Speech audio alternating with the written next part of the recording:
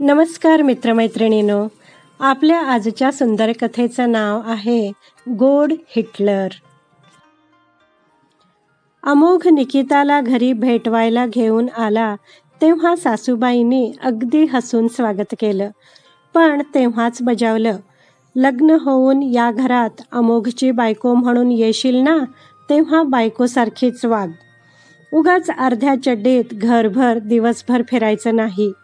कपाळावर ठसठशीत कुंकू हे हवंच, आणि हा नियम वेगळा संसार थाटला तरी कायम असेल, कारण संसार वेगळा असला तरी आपण एकच आहोत, एकच राहणार. माझ्या लेकीसुनांनी लेकीसुनांसारखंच राहावं, वेगळं होण्याचा तर प्रश्नच नव्हता. अगदी अमोघने सुरुवातीलाच सांगितलं होतं, आईबाबांना सोडून मी नाही राहू शकत. माझे आईबाबा ग्रेट आहेत, त्यांच्या कृपाछत्राखालीच आपलं भलं आहे. हे मान्य असेल तरच आपण पुढचं बोलू. तेव्हाच पाऊल मागं घ्यायला हवं होतं, पण जीव जडला होता. सोन्यासारखा माणूस आहे असं मन म्हणत होतं, आणि तिच्या घरच्यांचाही असाच सूर होता. त्यांचं लग्न थाटात पार पडलं. सासूबाईंनी सगळी हौसमौस पुरवली. तिच्या आईची 50शी सुद्धा दणक्यात साजरी केली गेली. पण तरी एक अढी निकिताच्या मनात कायमच राहिली. गोड बोलून त्या सगळं आपल्या मनासारखं करून घेतात असं ती आपल्या मैत्रिणींजवळ बोलायची. तिच्या मैत्रिणी पण तिच्याच वयाच्या होत्या, त्या सुद्धा तिचीच री ओढायच्या. खटके उडायचा प्रश्नच नव्हता, कारण तशा त्या फार लुडबुड करायच्याच नाहीत.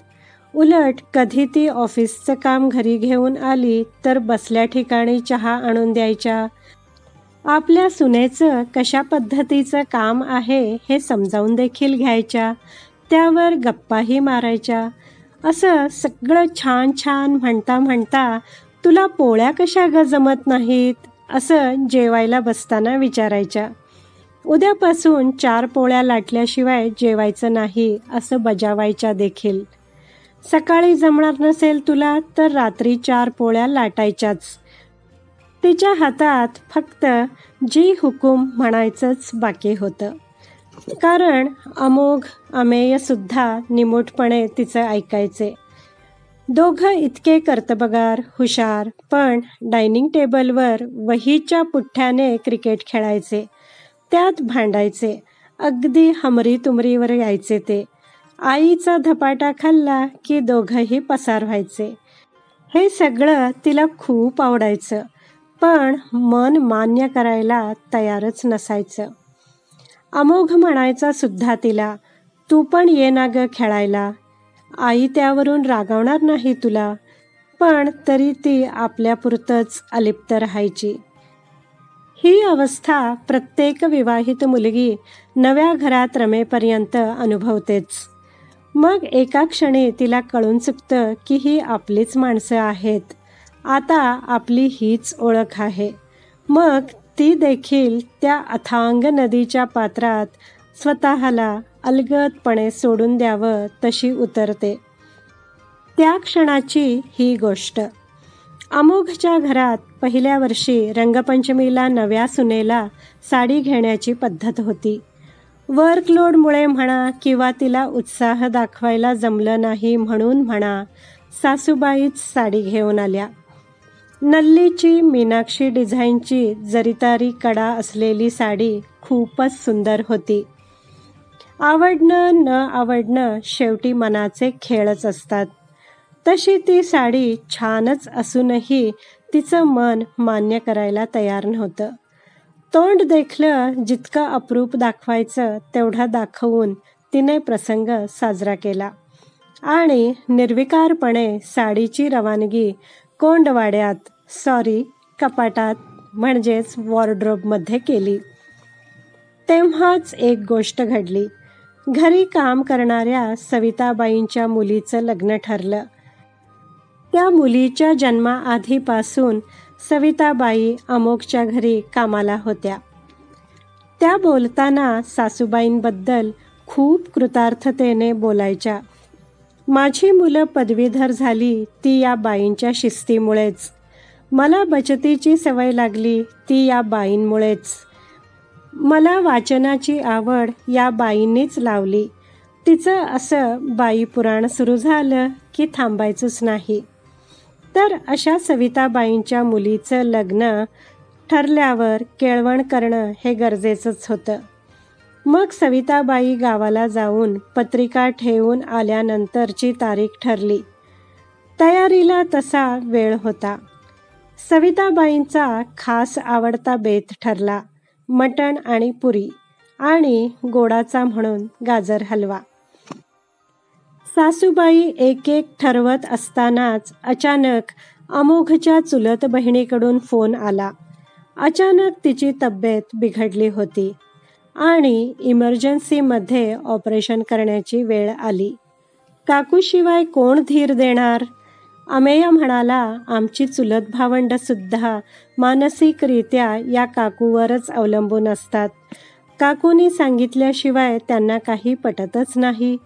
सून म्हणून घरी भेटायला आलेल्या मुलीला बायको म्हणून येणार आहेस तर बायकोसारखी वाघ म्हणून तंबी देणारी बाई मला माहीत आहे.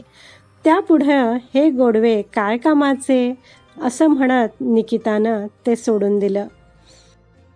आणि पुतणीचा फोन आल्यावर 5च मिनिटात सर्व काही आवरून जरुरी सूचना करून सासूबाई बाहेर पडल्या देखील.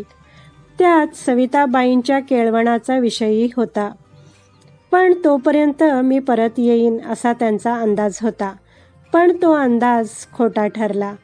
कॉम्प्लिकेशन्स वाढत गेल्या आणि सासूबाई पुतणीच्या घरीच अडकल्या. केळवणाची घरी जी तयारी करायची होती ती निकिताने केली. पण आहेराचा प्रश्न होता तो तिच्या अखत्यारीत करणार होती. सासूबाईंनी आणलेली साडी परस्पर सविताबाईंच्या मुलीला देऊन कोणता असुरी आनंद ती मिळवणार होती कोण जाणे. पण त्यामुळे ती निवांत होती. हे सगळं सहजपणाचा आव आणत तिने मैत्रिणीला सांगितलं होतं. आणि केळवणाच्या आदल्या रात्री मैत्रिणीचा फोन आला. निकी, सासूबाईंनी आणलेली साडी परस्पर देऊ नकोस. तुझ्या आईला सोबत नेऊन तिच्याच सल्ल्याने सासूबाईंनी ती साडी निवडलेली आहे. खरंच ग्रेट ग. आत्ता तुझ्या घरी गेले होते तेव्हा आईनं सांगितलं. क्षणात चित्र बदललं, रंग बदलले, भाव बदलला. कोणी समजावून समजणार नव्हतं ते तिला क्षणात समजलं. तिने घाईने सासूबाईंना फोन लावला. चूक मान्य करत क्षमा मागत ती म्हणाली, बघू बघू म्हणत आणायला जमलंच नाही. आता काय करू म्हणून विचारलं. त्यावर सासूबाईंनी शांतपणे सांगितलं, कॉट शेजारच्या ड्रॉवरमध्ये कपाटाची किल्ली आहे. हँगरच्या कप्प्यात खालच्या खणाची किल्ली आहे. त्या कप्प्यात 2-4 साड्या आहेरासाठीच आणल्या आहेत. त्यातली तुला जी आवडेल ती दे. आणि सविताच्या हातात 5,000चं पाकिट ठेव. मी येताना ज्योतीला आपल्याकडे घेऊन येणार आहे. डॉक्टरांनी 4-5 महिने तिला सांभाळायला सांगितलं आहे. त्यामुळे ती माझ्या डोळ्यासमोर असलेली बरी. निकिता उत्स्फूर्तपणे म्हणाली, हो हो घेऊन या ना. आम्ही येऊ ज्योतिताईंना घ्यायला. काळजी नका करू. ती लवकर बरी होईल. आणि मग निकिता प्लॅनिंग करायला लागली. आता ज्योतिताईच्या व्यवस्थेबद्दल जबाबदारी घ्यायची तर पूर्णपणे. हे तिच्या सासूबाईंचं ब्रीदवाक्य होतं. आता तेच तिचंसुद्धा. मित्रमैत्रिणींनो, कशी वाटली तुम्हाला ही हृदयस्पर्शी कथा? या सुंदर कथेचं सर्व श्रेय लेखकालाच आहे. व्हिडिओ आवडला असल्यास लाईक करा, शेअर करा, कमेंट करा. माझ्या चॅनलला सबस्क्राईब करा. धन्यवाद.